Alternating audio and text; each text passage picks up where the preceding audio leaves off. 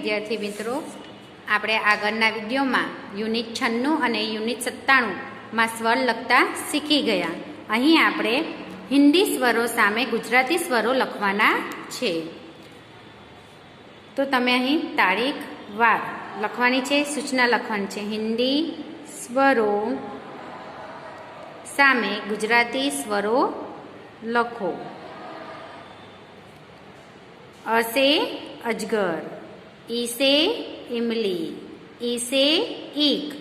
બરાબર, તો આ આપણો હિન્દીમાં સ્વર છે અ.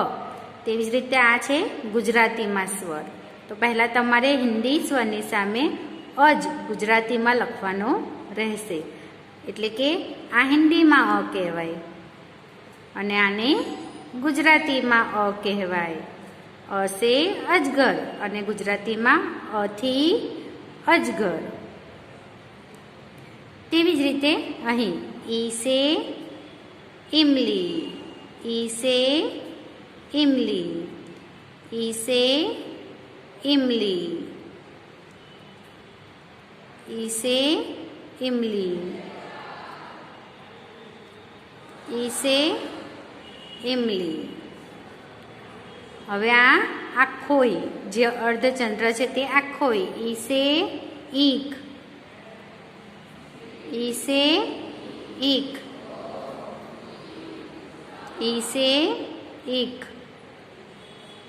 ઈ સે ઈક, ઈ સે ઈક. આ રીતે તમારે પાનું ભરી ભરીને હિન્દી સામે ગુજરાતી સ્વરો લખવાના છે. ઉસે ઊન, સોરી ઉસે ઉલ્લુ. અડધો ઉ છે એટલે ઉસે ઉલ્લુ, ઉસે ઉલ્લુ. હવે તો તમને લખતા આવડે જ છે એટલે જલ્દી જલ્દી લખાશે. ઉસે ઊન, આ આખો ઉ એટલે પાછળથી પણ લાંબુ કરવાનું છે આને. ઉસે ઊન, ઉસે ઊન, ઉસે ઊન. આવી રીતે તમારે પાંચેય સ્વર ગુજરાતી અને હિન્દીમાં લખીને યાદ રાખવાના છે. બરાબર છે.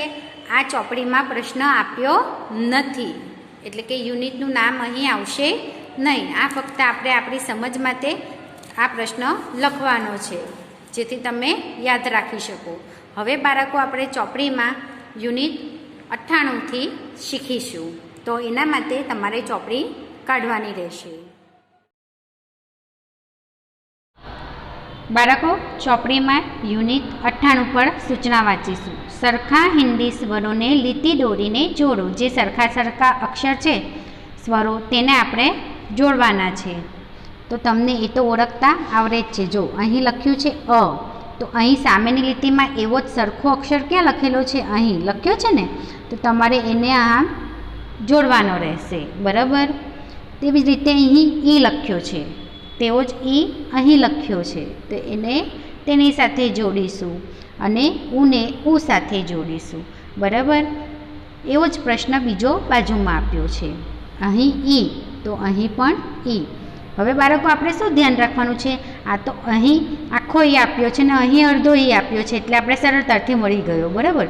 પરંતુ એવું બની શકે બંને ઈ આપ્યા હોય તો આપણે ધ્યાનપૂર્વક જોવાનું રહેશે. જે ઈને માથે રેફ છે તો એ ઈને આપણે રેફવાળા ઈ સાથે જ જોડીશું. બરાબર, એવું ધ્યાન રાખવાનું. તેવું જ ઉમાં પણ ધ્યાન રાખવાનું. આખો ઉ છે તો એને આખા ઉ સાથે જોડવાનો.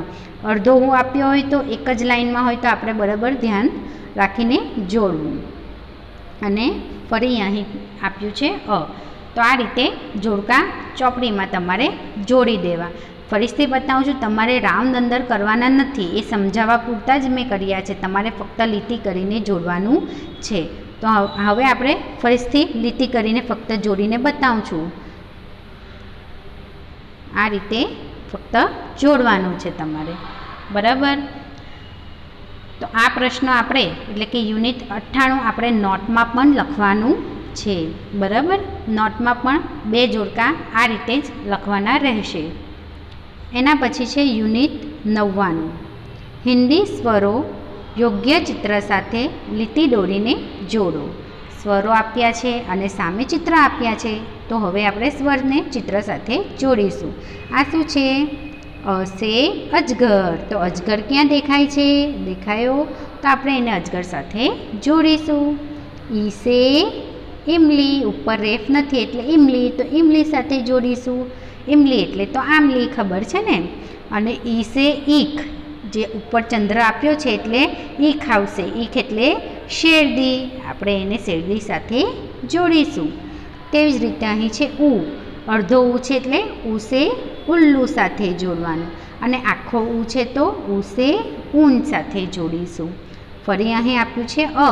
અ સે અજગર. તો અજગર સાથે જોડીશું. બાળકો, આ બંને જોડકા પણ આપણે નોટમાં લખવાના છે. ચિત્ર પણ દોરવાના છે. જેવું આવડે એવું ચિત્ર દોરીને એની સાથે જોડવાનું છે, તો જ તમને યાદ રહેશે. એના પછી છે યુનિટ 6. સૂચના વાંચીએ. અ ઈ. અહીં સૂચના છે તે ધ્યાન આપવી. અ ઈ અને ઉ સ્વરો શોધી તેના ઉપર ગોળ કરો. પહેલો શું છે? અ સે અજગર. તો આપણે અહીં અ સે અજગર પર ગોળ કરીશું. બીજું શું છે? ઈ છે. તો તમે અહીં જોઈ શકો છો 2 ઈ આપ્યા છે, એક ઈ ને કે. તો અહીં આપણે ઉપર સૂચનામાં જોઈએ તો કયો ઈ છે? જેના માથે અર્ધચંદ્ર નથી તેવો ઈ છે. એટલે આપણે આ ઈ ઉપર ગોળ કરીશું. બરાબર? એટલે એવું ધ્યાન રાખવાનું રહેશે. અહીં ઉ છે, તો આ 2 ઉ આપ્યા છે. કયો ઉ છે? અડધો ઉ કે આખો ઉ છે? તો આખો ઉ છે, તો આપણે આખા ઉપર ગોળ કરીશું. આ રીતે ચોપડીમાં કર્યા બાદ નોટમાં પણ કરવાનું છે. યુનિટ 101. ચોરસમાં આપેલા સ્વરો શોધી તેના ઉપર ગોળ કરો. અહીં તમે ચોરસમાં જોવો છો ઈ અને અ છે. તો અહીં અડધો ઈ છે, તો અડધો ઈ પર પહેલાં ગોળ કરીશું. અને પછી અજગરનો અ, તો અ સે અજગર પર ગોળ કરીશું. પછી છે ઉ સે ઉલ્લુ. ઈ સે ઈખ. ઉ સે ઊન. અને ઈ સે ઇમલી. આ અક્ષરો શોધીને આપણે એમાં ગોળ કરવાના રહેશે. જે આપણે મૂળ અક્ષરોમાં શીખી ગયા છે એવું જ બેઠું સ્વરમાં છે. મતલબમાં તમારે ફક્ત સ્વરમાં ધ્યાન રાખવાનું છે. અડધો ઈ ને આખો ઈ, અને અડધો ઉ અને આખો ઉ, બસ એ 2 વસ્તુ તમારે ધ્યાન રાખવાનું છે, તો તમને તરત જ આવડી જશે. તો બાળકો, આજે આપણે હિન્દી સ્વરો સામે ગુજરાતી સ્વરો પણ લખવાના છે નોટમાં, અને યુનિટ 98 થી યુનિટ 101 પણ નોટમાં લખવાનું રહેશે. લખાઈ ગયા પછી આપણે આજે હિન્દી મૂળાક્ષરો બોલીશું, એટલે કે ક થી ન શરંગ બોલીશું. વિડીયો જોવાનો અને પછી તમારે પણ મોઢે બોલવાનું રહેશે. બરાબર ને? પરીક્ષામાં તમને પૂછે કે હિન્દી મૂળાક્ષરો બોલો, તો તમને આવડવા જોઈએ. ટીચર કહે હિન્દી સ્વર બોલો, તો તમને આવડવા જોઈએ. આવડવા જોઈએ ને? તો બસ તમારે એટલે ઘરે રોજને રોજ જ્યારે પણ હિન્દીનો પિરિયડ આવે ત્યારે મૂળાક્ષર કાં તો ગિનતી આપણે વારાફરતી એ બોલતા જ રહેવાનું રહેશે. બરાબર? તો ચાલો, આજે જેટલું પણ લેસન આપ્યું છે તે સારા અક્ષરે નોટમાં અને ચોપડીમાં કરવાનું છે. Thank you.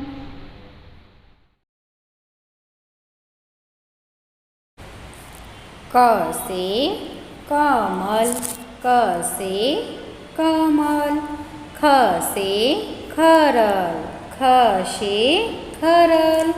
ઘ સે ગધા. ઘ સે ગધા. ઘ સે ઘર. ઘ સે ઘર.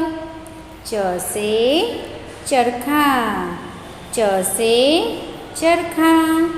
છ સે છત્રી. છ સે છત્રી. જ સે જગ. જ સે જગ. ઝ સે ઝંડા. ઝ સે ઝંડા. ત સે ટમાટર. ત સે ટમાટર. થ સે થથેરા. થ સે થથેરા. દ સે ડમરું. દ સે ડમરું. ધ સે ઢકના. ધ સે ધકના. અણ સે બાણ, અણ સે બાણ. ત સે તલવાર, ત સે તલવાર. થ સે થર્મસ, થ સે થર્મસ. દ સે દવાત, દ સે દવાત. ધ સે ધજા, ધ સે ધજા. ન સે નલ, ન સે નલ. પ સે પતંગ, પ સે પતંગ. ફ સે ફલ, ફ સે ફલ. બ સે બશ, બ સે બશ. ભ સે ભગત, ભ સે ભગત. મ સે મગર, મ સે મગર. ય સે યતિ, ય સે યતિ. ર સે રથ, ર સે રથ. લ સે લડકા, લ સે લડકા. વ સે વજન, વ સે વજન. સ સે સરબત, સ સે સરબત. સ સે ષટકોણ, સ સે ષટકોણ. સ સે સપેરા, સ સે સપેરા. હ સે હલ, હ સે હલ. શ છે ક્ષત્રિય, શ છે ક્ષત્રિય. ત્ર છે ત્રિશૂલ, ત્ર છે ત્રિશૂલ. જ્ઞ છે યજ્ઞ, જ્ઞ છે યજ્ઞ. અ સે અજગર, અ સે અજગર. ઈ સે ઇમલી, ઈ સે ઇમલી. ઈ સે ઈખ, ઈ સે ઈખ. ઉ સે ઉલ્લુ, ઉ સે ઉલ્લુ. ઉ સે ઊન, ઉ સે ઊન. Thank you.